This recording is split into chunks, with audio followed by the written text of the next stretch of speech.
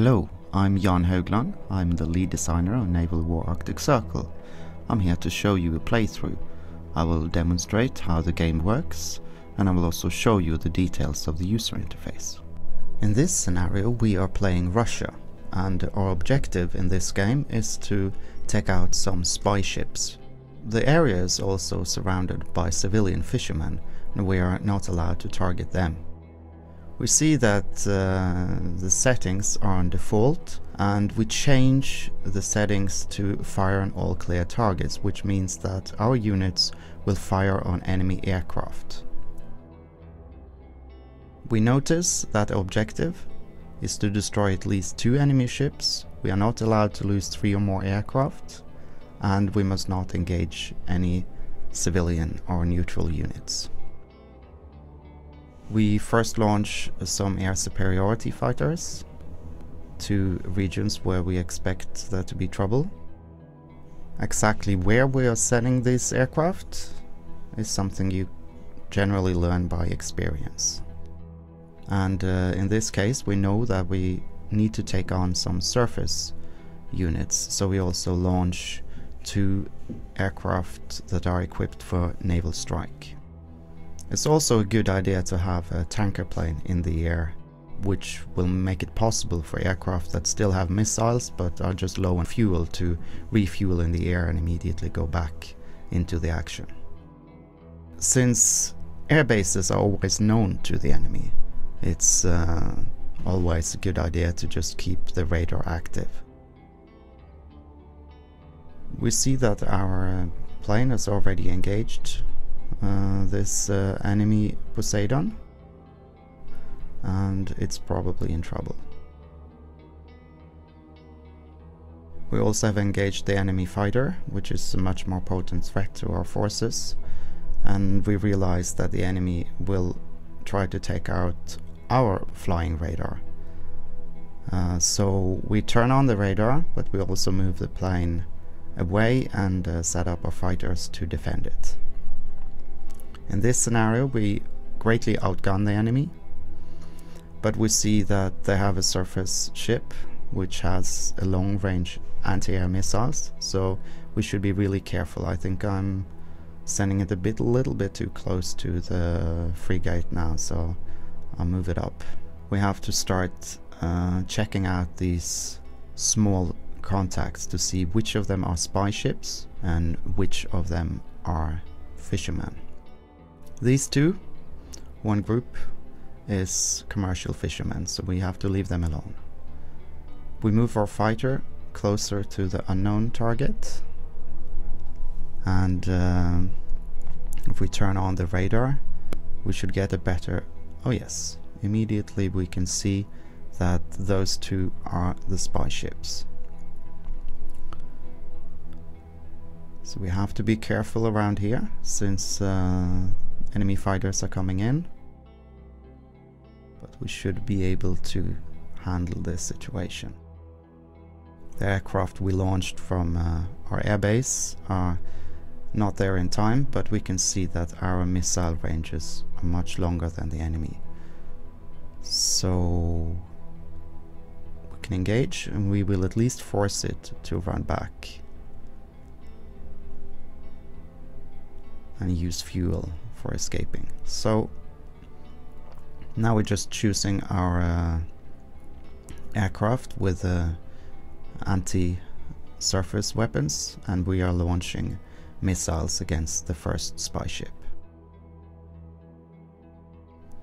It's always important to realize that when your fighters run low on fuel and or missiles, you should have reinforcements coming.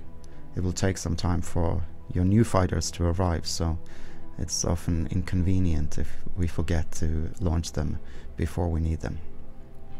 The missile is now in the air, and we launch one more missile just to be certain. And we see that for now we appear to have defeated most of the enemy air force, but another plane is incoming. We turn up the time compression. You can use the plus or minus keys on the keypad, or you can press the colored bar. We have new detections all the time. As you've seen, when you have a new detection, it automatically reduces the time compression to 1:1. That can be changed in the settings. So even in this small scenario, you can see that we have to be busy defending against aircraft at the same time as we are engaging the primary targets. Turning up the time compression.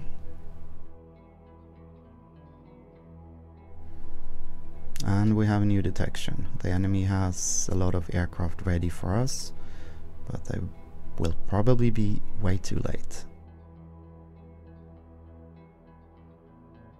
So we can even take the time to take a look at what is happening when these missiles are hitting their targets. It's 30 seconds in real world time until they are expected to arrive at the target. So in the meantime, we are engaging the enemy fighters,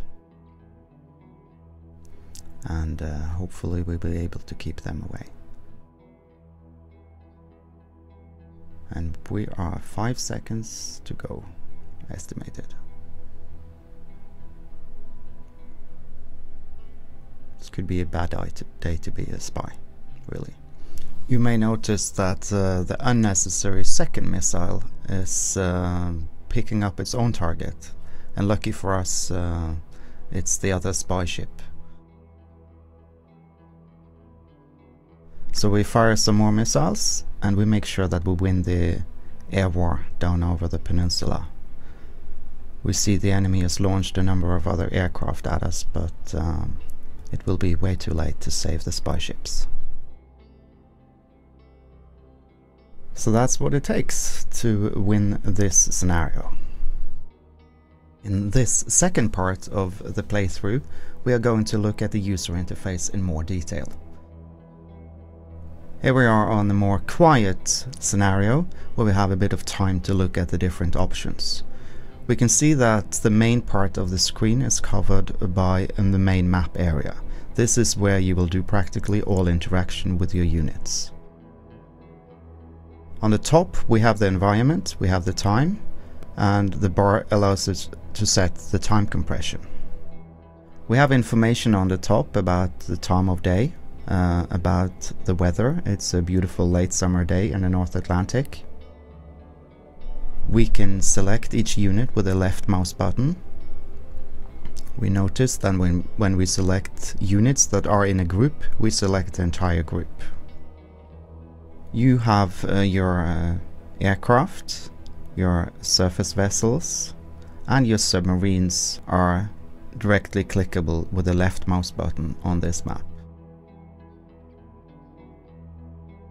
And we have our units available, and in most situations you will have specific orders that you will have to carry out. In this situation we will just go through the different options in the user interface so you can be familiar with how to play the game most effectively. To inspect and specifically to select units in especially crowded parts of the map, you will want to use the zoom function, which you find on the scroll wheel on your mouse. You can select individual units even if they are part of the group, or you can select the entire group. You can also swap between the 3D view and the main map area. In the 3D view you can switch between the units, you can change the rotation, but you can't issue any orders.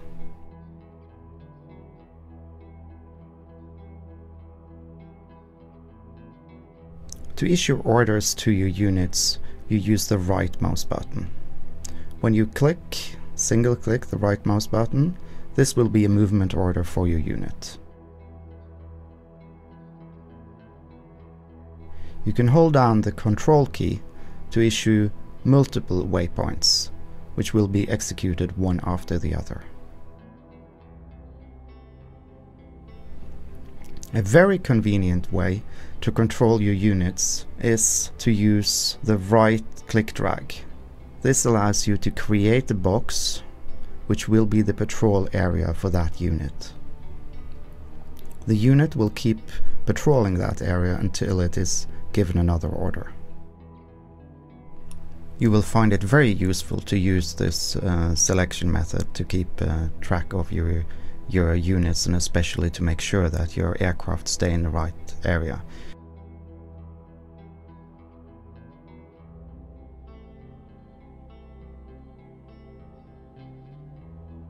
You can of course box select units as you can in a normal RTS, but you will find it much less useful. When you right click a target, your units will engage or close and engage.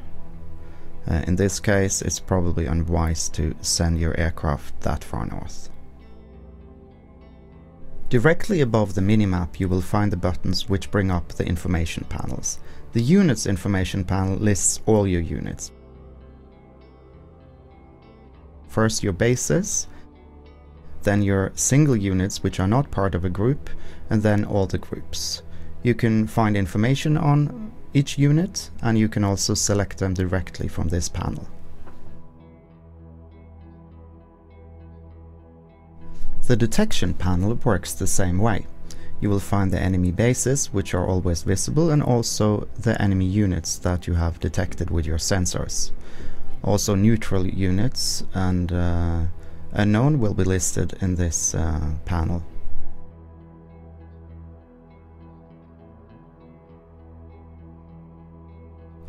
The mission log is one of the most important panels in the game. You will find the battle reports, of which there are none currently, which lists everything that's being shot at in the game. The objectives is where you can see your victory conditions for this game.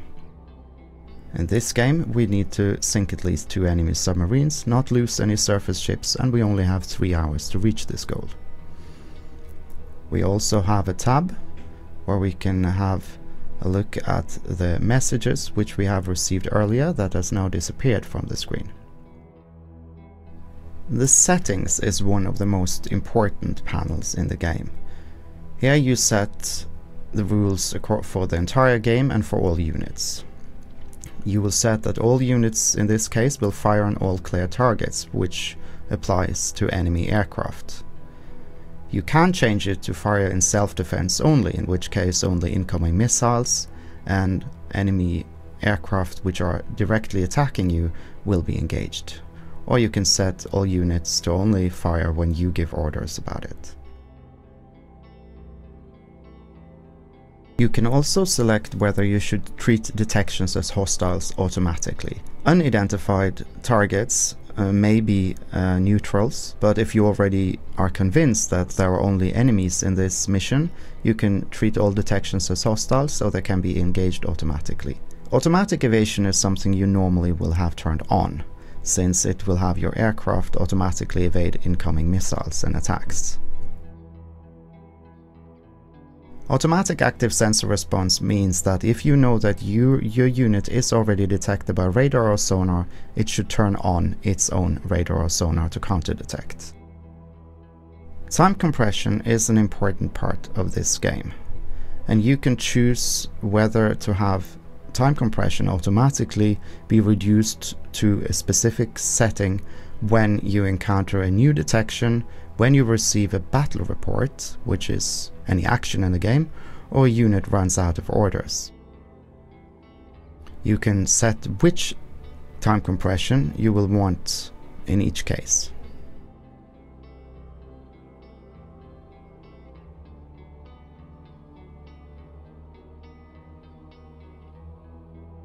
The unit information panel on the lower right contains most of the necessary information for the currently selected group or unit. You can select each unit in the group individually, or you can use the group button to make sure that your orders are issued to the entire group. In the information panel you find the information about the health, the active radar or sonar settings, the speed. its time to destination, its current orders, and you find list of its weapons. For aircraft, you can also see that you get the current bingo fuel level, which tells you when it will have to return to base. You can issue basic movement orders just by clicking on the map, but for more advanced movements, you will bring up the movement planner, which is the top button. Here you can control the altitude of your aircraft and the speed of all moving units. This aircraft is moving at half speed, so we can order it to go to cruise speed. We can also order it to go to medium height.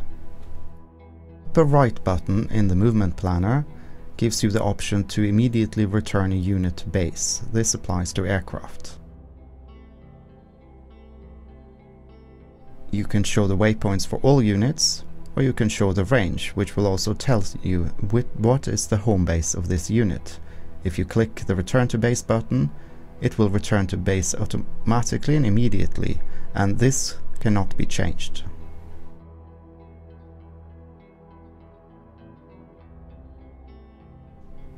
In the same way, you can order direct attacks and engagements on the map, but if we want to be more precise, you can go to the battle planner.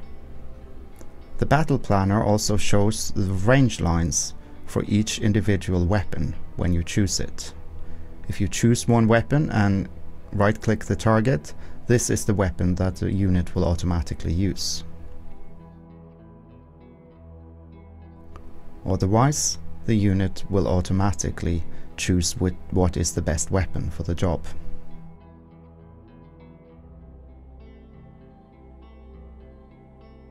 We added a scheme where we color code the weapons based on what you can target with them.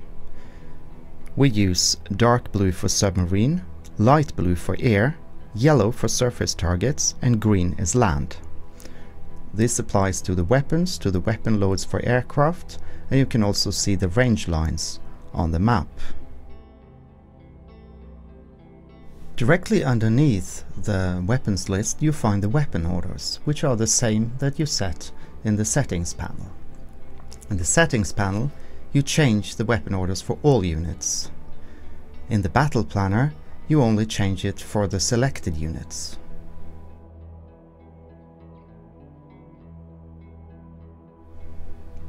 Some weapons have the possibility to fire bearing only. If you click the bearing only attack, you can launch a missile without having a target. The missile or missiles will be launched and will try to automatically engage a target if it can be found.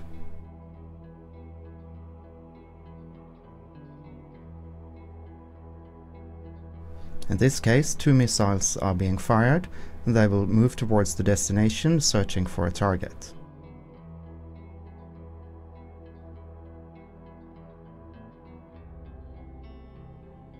These buttons allow you to set the strength of the attack, minimal, default or overkill.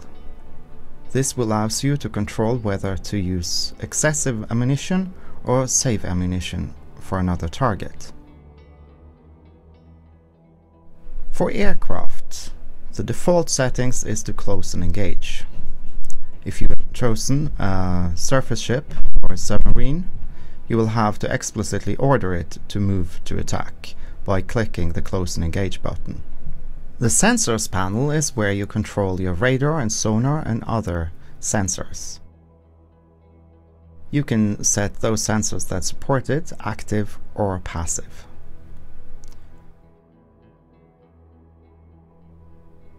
Some sonars need to be deployed to be active. These are typically towed array sonars, which are on surface ships and on submarines. It will take a number of minutes before the deployed sonars are operative. The towed array sonars are generally much more effective than the normal sonars which are deployed in the hull of the vessel. You can see here that the detected unit is using active radar, which is why we can detect it on a very long range without using our own active radars. Some units support special orders, like deploying mines, sonar buoys, or jamming devices. Like we did with movement, we can give a drop sonobuoy order as an area order, which will mean that this aircraft will move around in a specific pattern and it will drop sonobuoys searching for a submarine. We also have a formation panel where you can change the formation of groups.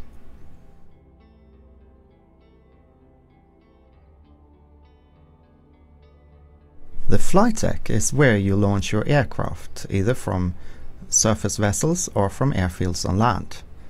To add aircraft to the queue, you either click the queue button or you double click the aircraft. To launch the aircraft in the queue, you right click or you drag out the box with your right mouse button.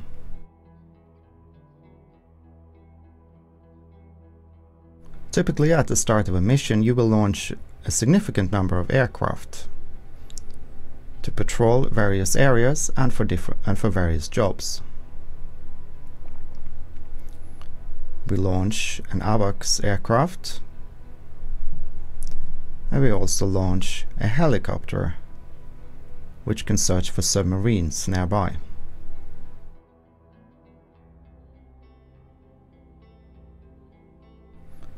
This aircraft carrier not only has a number of different aircraft, they have some of the same aircraft with different loadouts.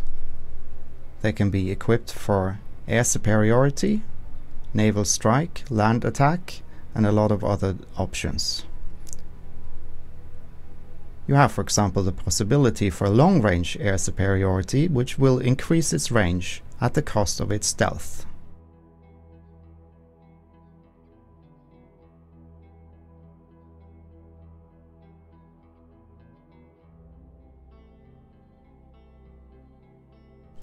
We have changed the loadout for 2 aircraft. They will be available in 1 hour of game time. Of course, we have time compression.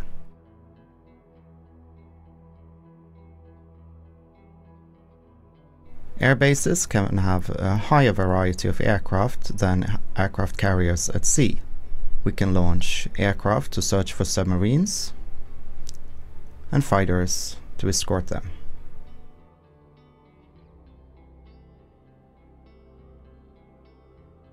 We were checking out our aircraft. It appears we detected an enemy submarine. We see that the Poseidon has dropped a number of sonobuoys and one of them picked up an assumably enemy submarine. To make sure we get an exact fix on it, we may want to drop additional sonobuoys elsewhere. We have noticed that we've set the treat detections as hostile, so we only assume this is a hostile submarine. In most scenarios, submarines will normally be hostile. Now we want to take out this submarine, which is a difficult job. We right click, bring up the battle planner and engage the enemy sub.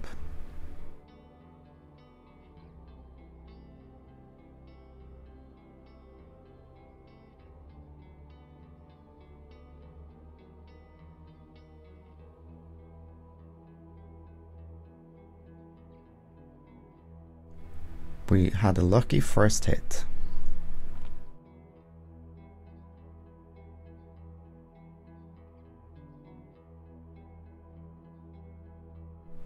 The enemy submarine is now damaged and it probably will have to surface. 50% damage.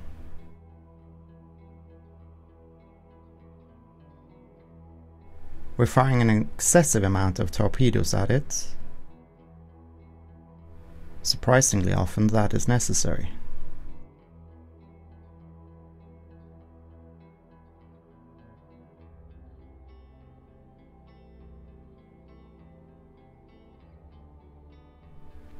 Speeding up the game.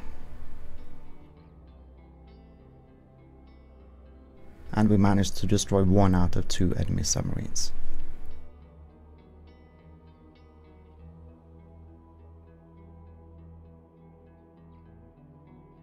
It may be more challenging to take out the second one since we have to move further north. we'll leave that as an exercise for the player. I hope this playthrough has helped you, and I hope you enjoy the game. Thank you.